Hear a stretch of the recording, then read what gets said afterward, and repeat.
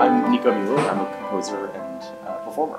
When I was an undergraduate in New York, I had a bunch of random jobs, but one of the most thrilling was that I was an intern at Philip Glass's recording studio. Very quickly, they realized that I could read music. I knew Philip's work really well, and I was sort of given a job shadowing his archivist. There's a very, very large archive of music that's not very well known.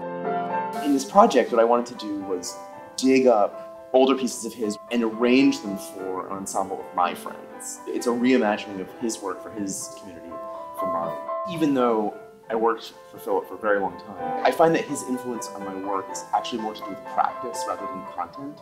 What I admire about him so much is that he surrounds himself with a community of musicians, and that's something that I think is really important. And even though I have a lot of work that's strangers, basically, it's like you go and there's like a fabulous orchestra somewhere and you turn up and say, here's their piece. It's, to me, is just as thrilling to assemble people I know really well and people in my speed dial who I talk to all the time to make music together.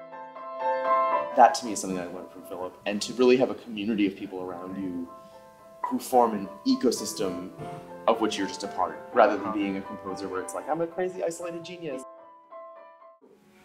A couple of years ago, I started doing these pieces based on drones, where they're actually quite complicated, where there is an instrument or a group of instruments or just the sound of a room playing a single note or a pair of notes, above which these solo instruments play very complicated music. And the effect should be of having basically of one person being in a room and always returning to the tone of the room, but experimenting wildly within it. It's by no means new. Barrio has one of these sequences that does this, the one for oboe, but in my practice it was actually a really great way to escape from some of my harmonic shorthand things that I was never kind of quite writing my way out of. I found my harmonies getting more interesting when I was parking them on two notes.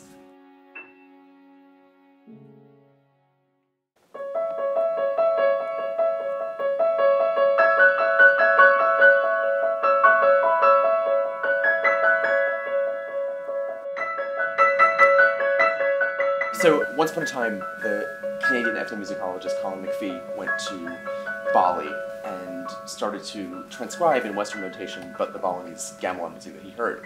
He brought these transcriptions, mainly made for two pianos, to Brooklyn, where he then lived with the composer Benjamin Britten. The two of them recorded these pieces, these Balinese transcriptions for two pianos. My friend Thomas and I heard these and were so moved by how beautiful they are. They're really, really fabulous. And we decided, wouldn't it be great if we made a whole album in which we played those songs, or we played those transcriptions and then wrote songs around them. And that's the whole project. So it was a very, very simple concept, kind of.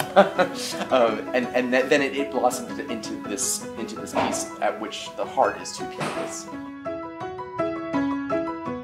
One of the things that's amazing about the McPhee transcriptions of the Balinese music is that it's very highly stylized.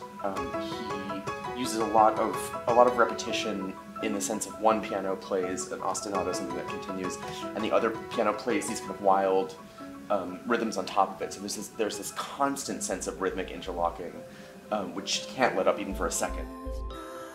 For me and for Thomas, what was so thrilling about it is that he and I have worked closely together for years, and the songs that we wrote feel like a really natural extension of not just our friendship, but of our obsession with this kind of paired piano work. With the Peter Pears songs, each song has something that's drawn from the McPhee and something that's drawn from both of us. So it really does feel like a conversation between three different people.